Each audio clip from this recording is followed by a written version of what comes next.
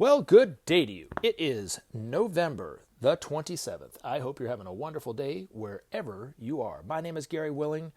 I want to thank you and welcome you to Search for Signs. And as I always like to do, just kind of point out to those people who are new, if you want to know more about this information, want to get some background information about it, have any questions you might want to have answered, you can answer them for yourself by checking out some of the information on the websites that I provided links for. And those links are in the description portion of every one of these videos. They're all free.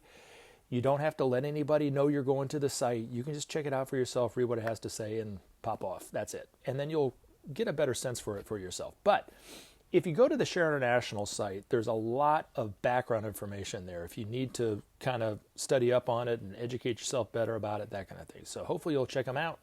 Look into it. They're all free, like I said. All right, now if you want to come back, you want to join the discussion, post comments, let me know what you think. Post your questions in the comment section and I'll try to answer them in the next video, or you can email me those questions to searchforsigns@mail.com. All right, now let's start with Claudia. Claudia quoted a bit of the article Earth Transformed by Benjamin Creme's Master. Now these articles, if you are unaware of it, were published monthly for decades in Share International. I read them from time to time, record them and put them up. There's a playlist, the Master's articles. You can listen to some of them if you want. But it is better to read it for yourself. The cheapest way to do that is to go to the Share International site, like I was just talking about, and check out some of the articles for yourself. But I have to say, really from my estimation, they are the best way to really understand these masters. Until we see them out known for who they are in the world, you can't get a better sense of who they are, the priorities of Maitreya, how they're going to be teaching humanity, or even kind of what makes these masters tick, for lack of a better phrase, by reading Benjamin Creme's Master's articles, because they are really the thoughts and ideas of one of the masters. So hopefully you'll look into it and read it for yourself. I find them to be really insightful. But the Earth Transformed is definitely it's up there in terms of enlightened material that the Master has written about the future. But he said, in some 20 years from now, any visitor to Earth would be amazed by the transformation that he would find in every aspect of our lives. The best of the past will have been preserved, but a new and vigorous beauty will prevail everywhere, and a new relationship will have been established between people and the environment in which they live. Gone forever will be the slums and hovels in which millions today eke out a living. And it seems so far away, because he wrote this in 2010, so really he was thinking probably around 2030, the Earth would already be transformed, but we are definitely dragging our heels, aren't we? Humanity is what's slowing the whole process up, not these masters. There's nothing wrong with the priorities of Maitreya. It's humanity is not moving. It's the inertia of humanity, really. So all evidence to the contrary, this is the future which awaits humanity. Now, here's the thing. Okay, so first and foremost, the most important thing to really remember about the transformations that Maitreya talks about and Benjamin Creme's Master talks about is that really nothing's going to take place until humanity learns to share the resources of the world. That's the only way. The principle of sharing has to start. Maitreya says it very simply: without sharing, there will be no justice. Without justice, there will be no peace. And without peace, there will be no future. Once humanity tries the principle of sharing, according to Ben's Master, things like hunger and poverty will be gone in a matter of days, really. I mean, it will be gone. Can you imagine the world where nobody goes to bed hungry, nobody dies of starvation? How beautiful of a world it will become nearly overnight in that way. I know a lot of fundamentalist Christians listen to these videos, and they are very turned against what I say here because of the ideological difference that we have. But even a fundamentalist Christian, if you close your eyes and you think about the future, what would life be like if nobody was hungry? Wouldn't that be in line with what Jesus was trying to teach the people back 2,000 years ago, it would have been, because that's what he was trying to teach humanity even then. The need to live as one family. So we haven't done anything with it over the last 2,000 years. In fact, a lot of ways we've gone in the wrong direction. Come to the point where we almost are destroying ourselves if we're not careful. But according to the masters, if we just tried the principle of sharing, the earth would be transformed nearly overnight.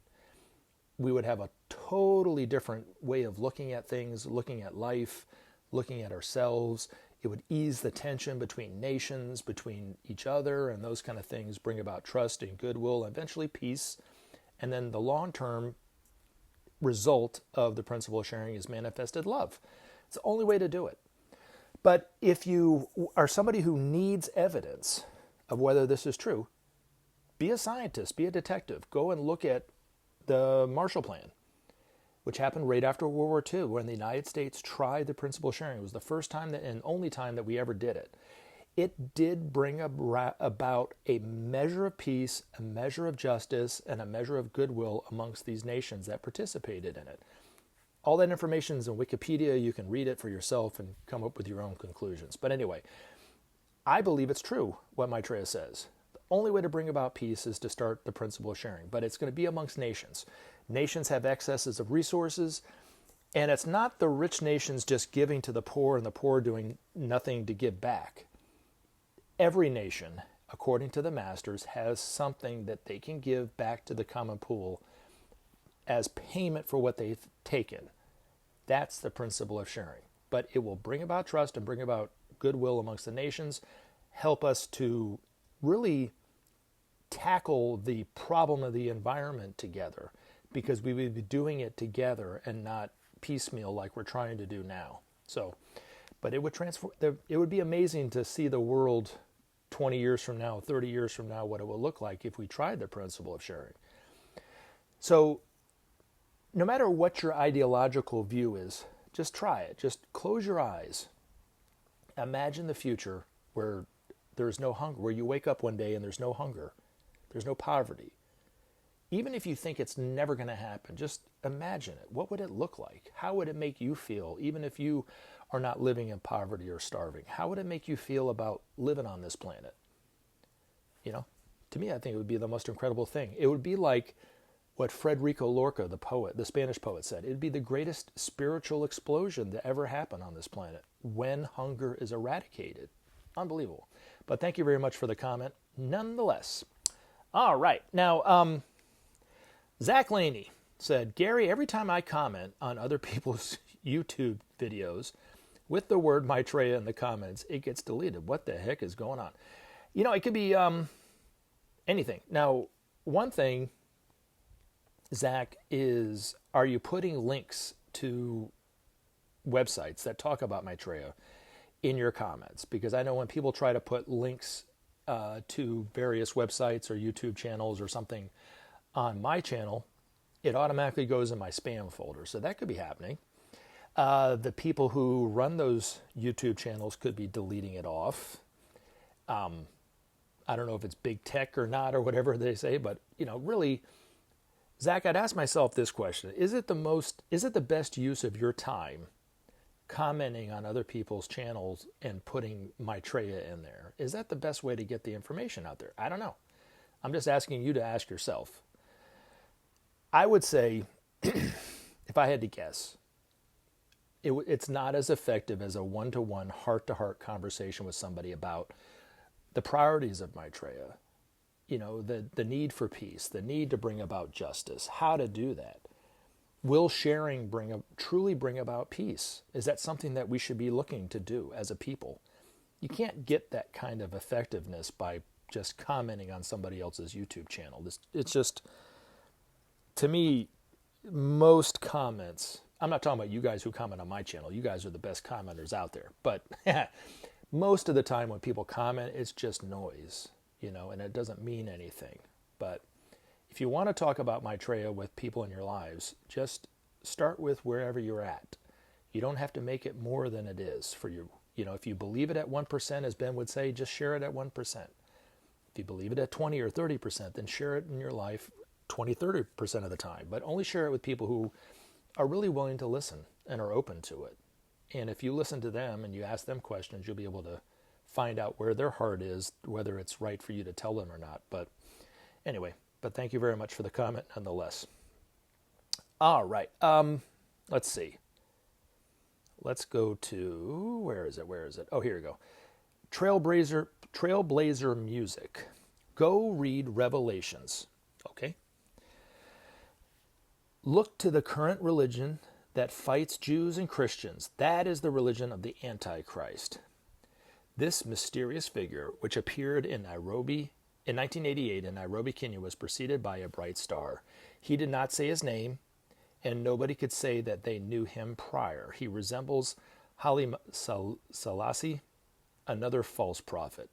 This mysterious figure with supernatural powers will return as the war between Israelites and the Philistines intensifies, just as Psalms 83 is fulfilled. Hallelujah means praise Yahweh, thank him for his son Yeshua Messiah Shalama. Now, in the Bible,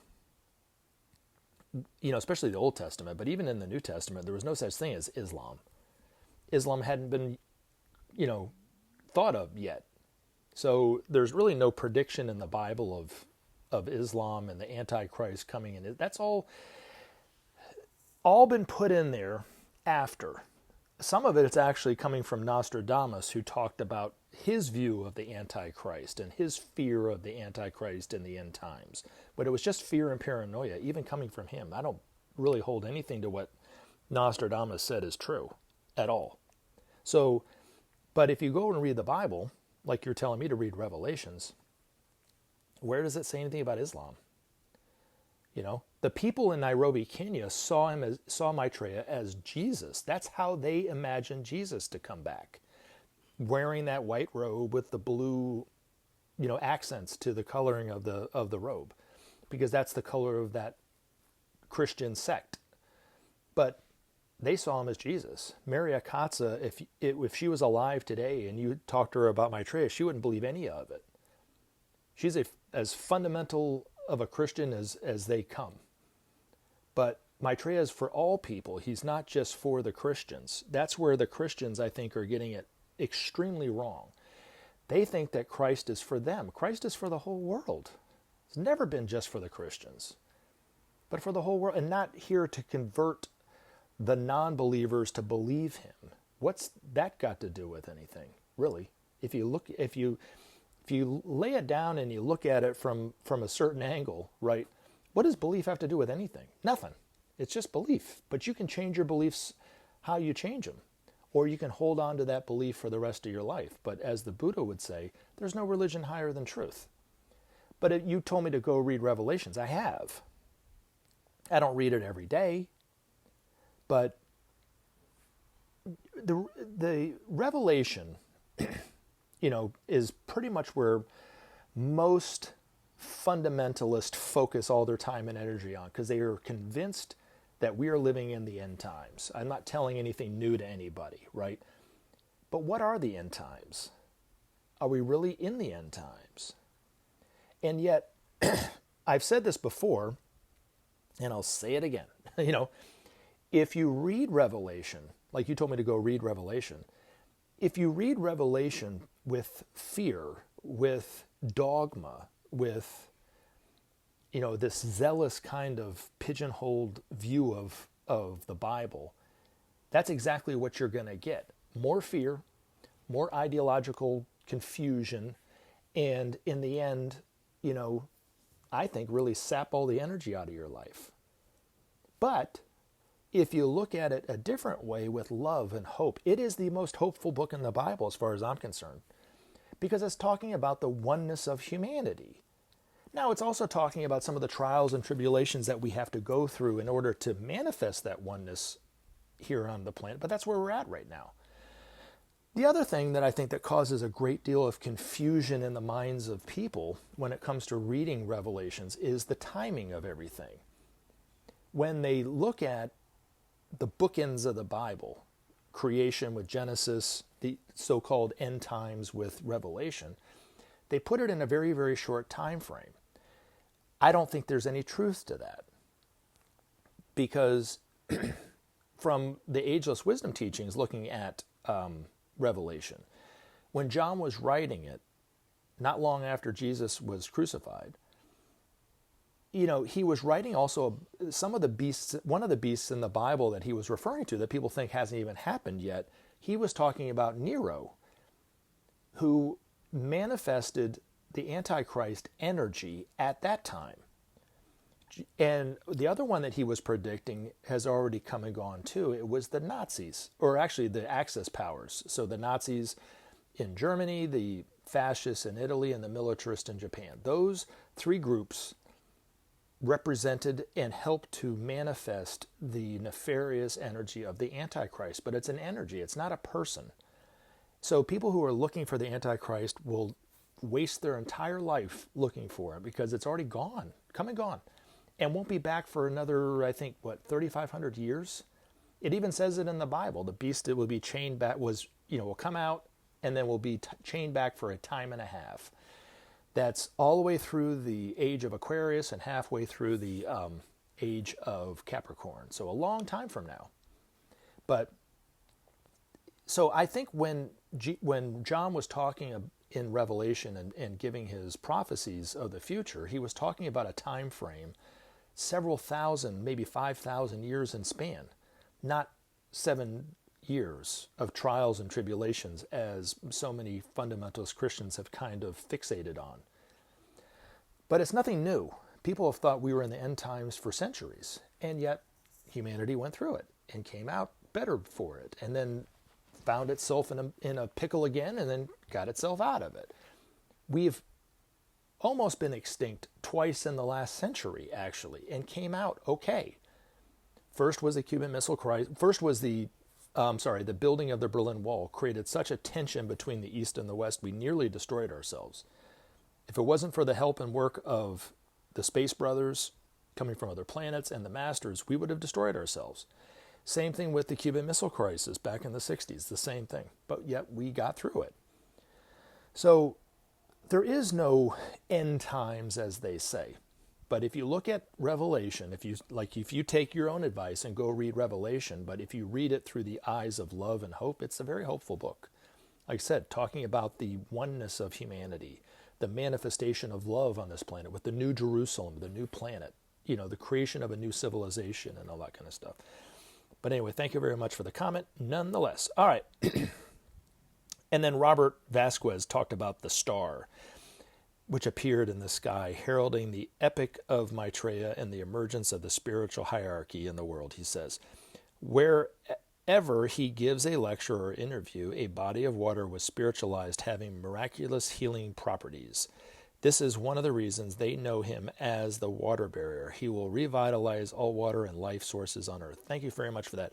Now, it's not actually where he gives lectures or interviews. It was where he appeared to religious groups as they expected their weighted teacher to have as they expected their weighted teacher to appear.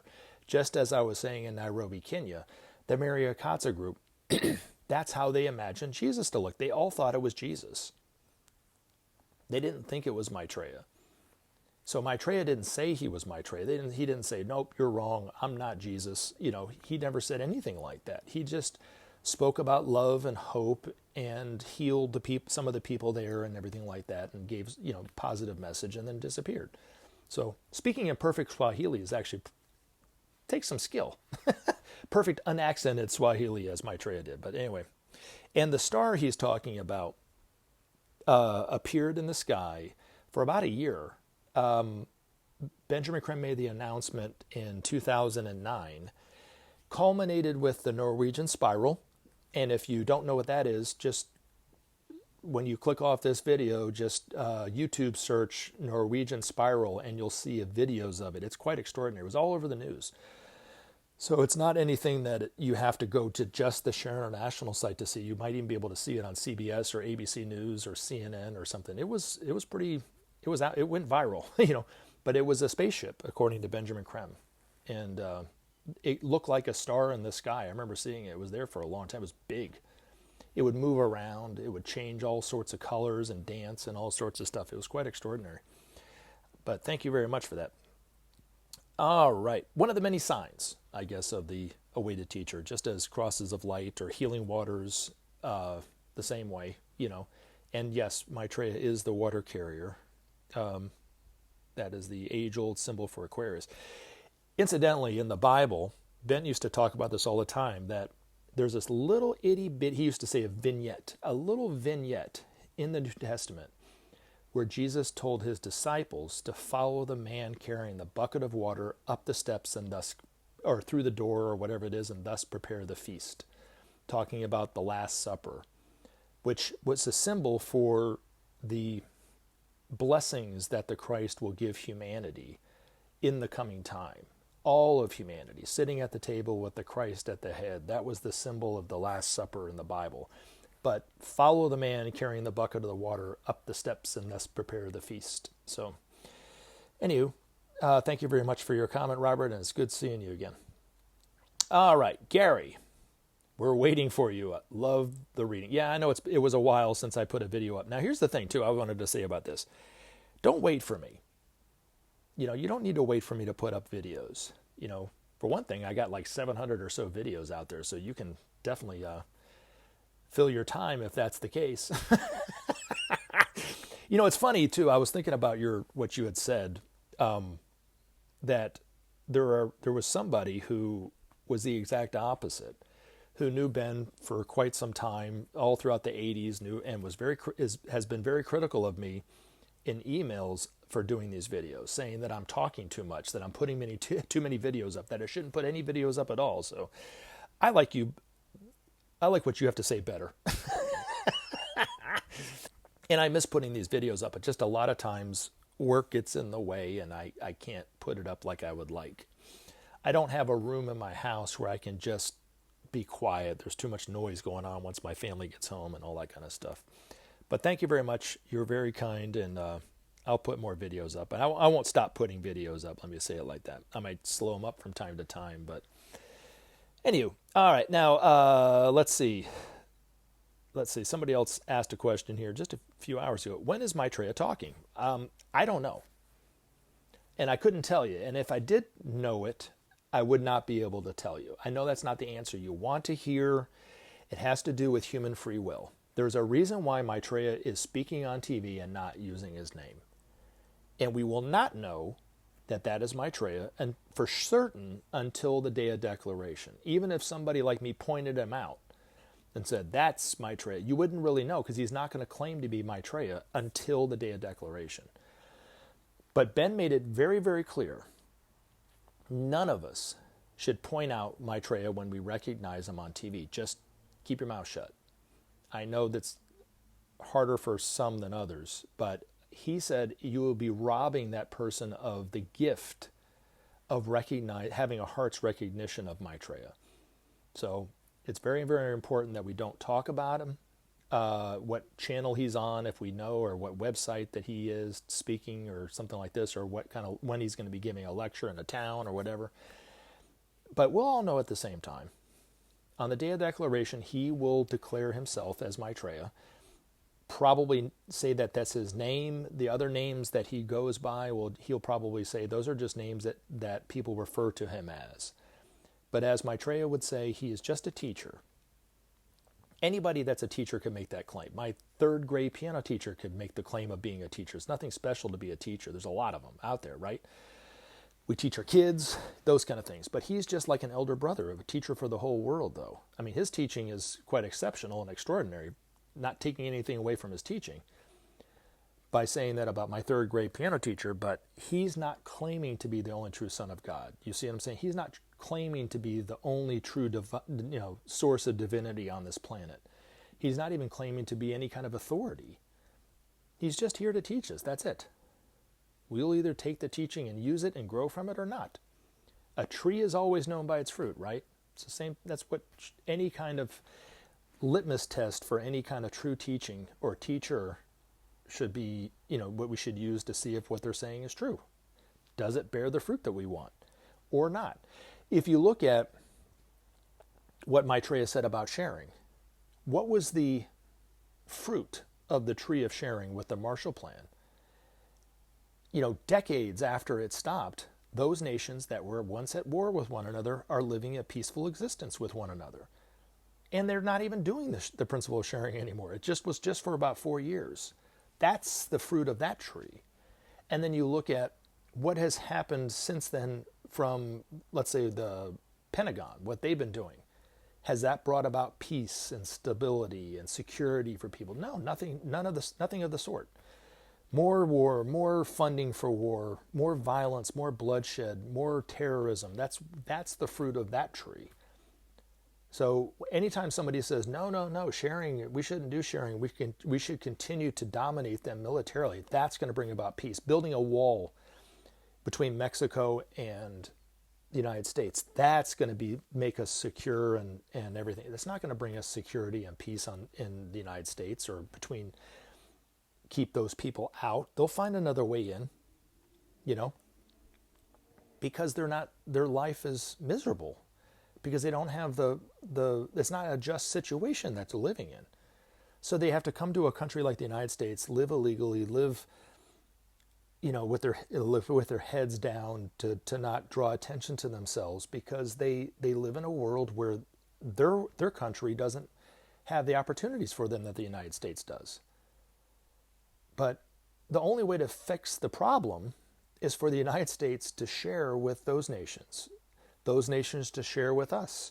That will bring about justice. And most of the people that I know that live here illegally would move back if it was a just situation. They don't want to live here.